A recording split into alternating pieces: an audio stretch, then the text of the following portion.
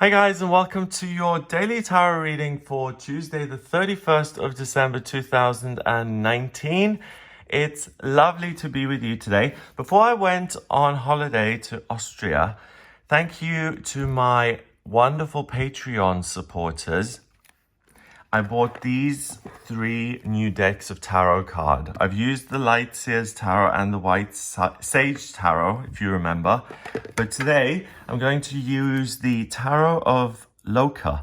And I left this till last because it's rather difficult. It's more like playing cards with the 10 of spades and noughts and, So I'm going to have to look at the guidebook possibly to figure out what is what. But that's also, speaking of that, if you're a tarot reader starting out and you watch these videos to kind of give you other interpretations and things, it's fine for you to start doing readings and to have the book there that gives you the meanings of the cards. There's no shame in that. When I was a kid and I first started doing readings, I always had a little book with meanings next to me. And I referred to it during the readings, and it was always accepted. So you see how these are done, and I'll just have to fit. Oh, and they're bent, and I've already made a joke about that, so I'm not going to repeat that. So I'm going to have to use the guidebook. Let me give them a bit of a shuffle here. Da-ba-da. Oh, I had such amazing realizations over the holiday. I got to really meditate, and I was in the pool, and I sat in the pool for 3 hours and just meditated. It was just so wonderful. I was able to get rid of all the stuff that was bothering me. I was able to identify it, and then I was just able to hand it over and let it go. It was like, and then I got all these amazing ideas. I'm thinking of doing interactive readings, like for instance, a video called When Am I Going to Meet the Right Person, if someone's interested in that. And I'll do, like I did with the interactive weekly one, I'll do 5 cards or something, and then you have to pick. And those readings could be for anyone. And the law of attraction means that you always get the right card. Let me know if you guys would be interested in something like that, because I really think that would be a great thing to do, because it could be looked at any time, because whatever situation you're in, you'll pick number 2, or maybe a year later, you'll naturally pick number 5, because you always pick the right card. So what we've got here is the 2 of fire, and fire I would assume is wands, and the 2 of leaves, and that's, so we've got fire, water, leaves, which is earth, air, is that air? Doesn't look like air. Fire, earth, water, air. Let's just see what they look like. This is a game. This is like, I don't know how to play tarot games. Le jeu. Oh, this is on français. So it doesn't tell me. I'm just missing it probably.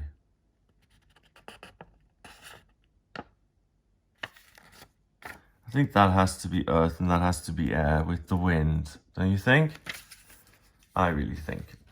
2 of fire is usually a man standing between 2 wands, having the world in the palm of his hand, and he's able to decide what his future is going to look like. He looks out to sea, and he's got this doorway, and the world is really his oyster in the palm of his hand. He has total control. Today, you have total control of deciding which doorway you're going to go through into the next year, and how you can make 2020 a fascinating, passionate, interesting, good year for yourself. 2 is a relationship. 1 and 2 is a relationship. Your relationship with yourself. You can learn to love yourself. The relationship with your work, you can learn to do something you adore. Your relationship with another person who you're just, when they're not there, you miss them so terribly because the fire dims. Connection with the fire of connection to the universe and a sense of being guided. All of that power, fire, remember, is the most powerful element in the sense that it can completely transform something. A house that burns down to ashes is completely destroyed and ruined. Water can also have, and they can all have detrimental and extreme devastating effects, tsunamis, monsoons, cyclones. But in this case, we're looking at the two of fire cooperating with one another, and it creates this space for you to inhabit between these two.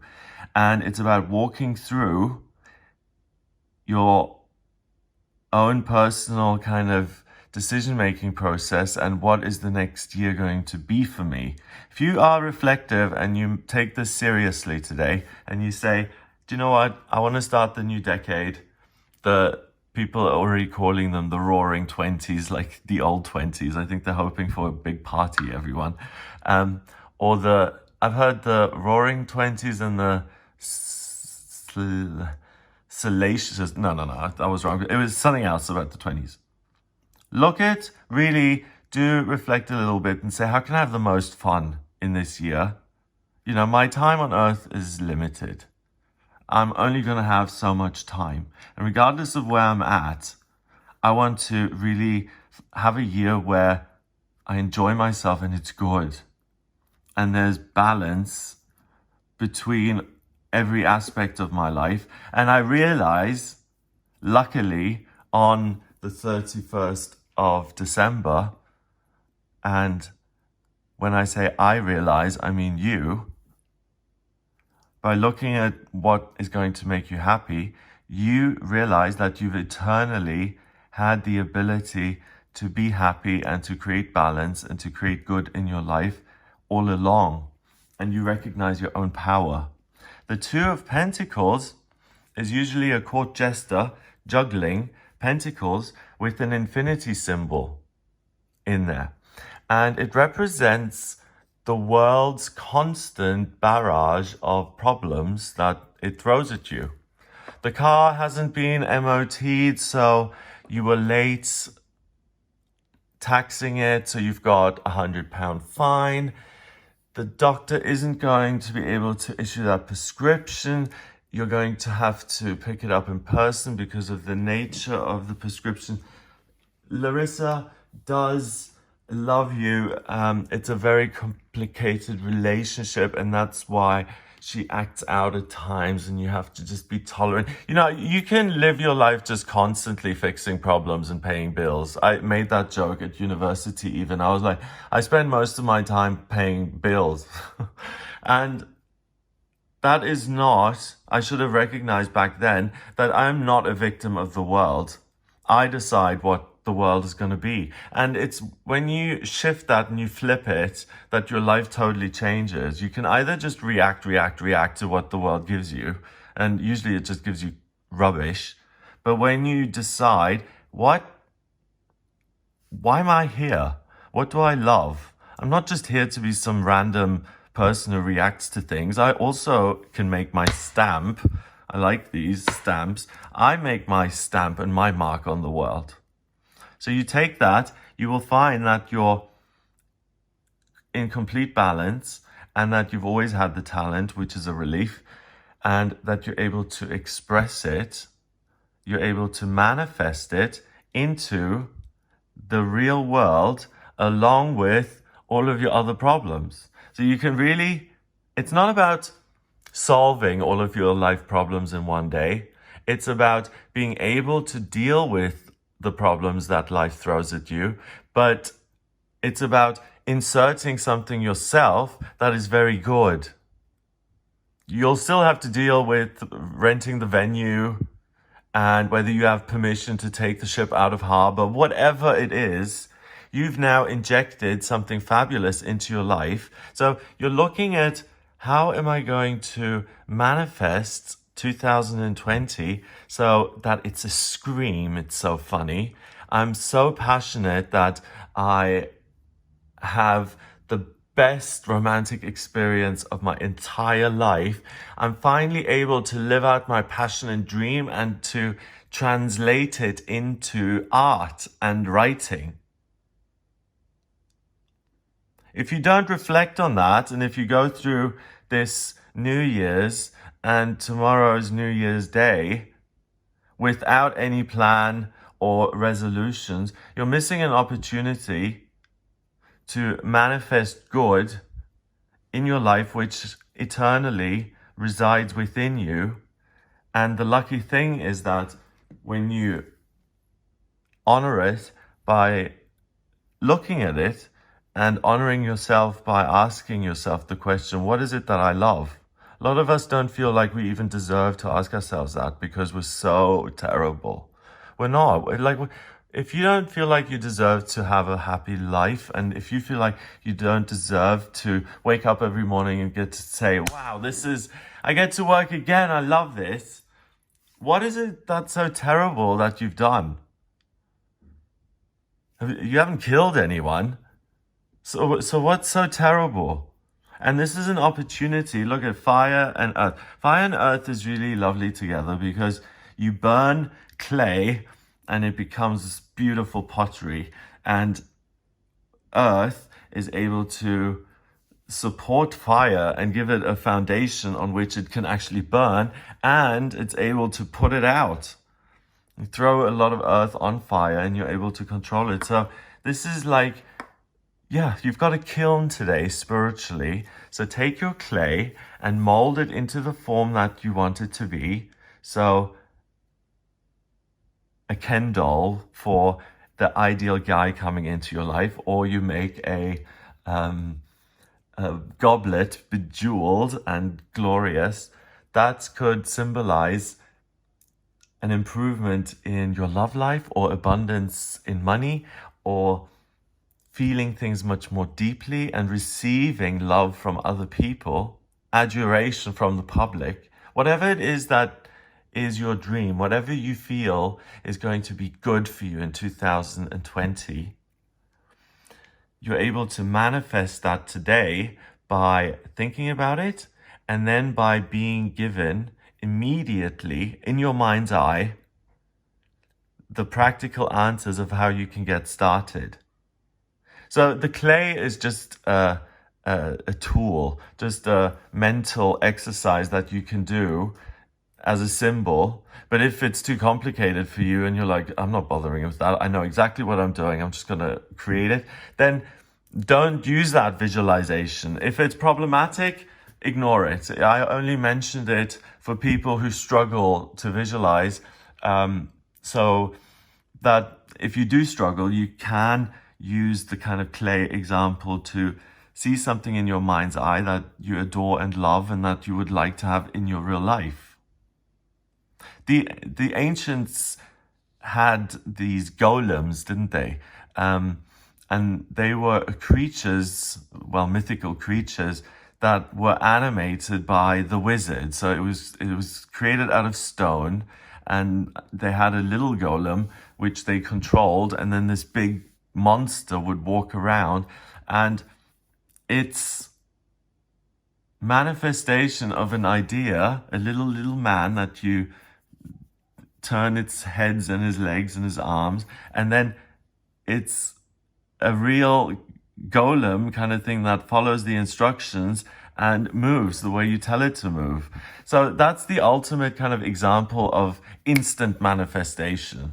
Like a voodoo doll, for instance. You stick an idea into a doll, inanimate object, but because the idea is so strong and you see the needle and the doll, you make them real in your mind, and you put the pin into the heart, for instance. By the way, don't do that. You will get everything back to you 3 times and worse.